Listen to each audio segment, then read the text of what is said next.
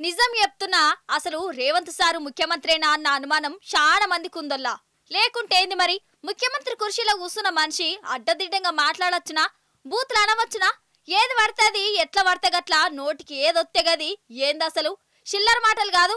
బజార్ భాష కంటే అద్మానం అంటే అద్మానం చేస్తాడని జనాలే చెప్తుర్రు. ఇక ఇవి జాలదని తలా తోకలేని ముచ్చట్లు.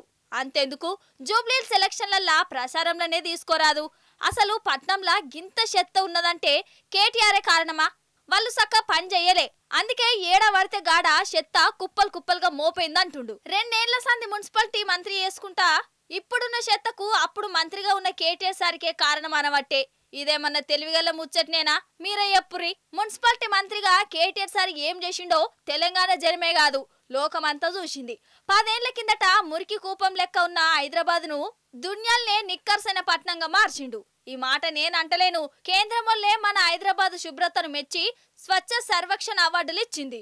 ఈ చెత్త పలుకుల మీదనే మన కేటీఆర్ రేవంత్ అన్నకు డైరెక్ట్ సవాల్ చేసిండు. ఈనాలే రేవంత్ రెడ్డి గారు నేను సూటిగా అడుగుతా ఉన్నా, హైదరాబాద్ అభివృద్ధికి గత 10 ఏళ్లలో బీఆర్ఎస్ ఏం చేసిందో, గత 2 ఏళ్లలో నీ ప్రభుత్వం ఏం చేసిందో చర్చకు మీరు సిద్ధమా?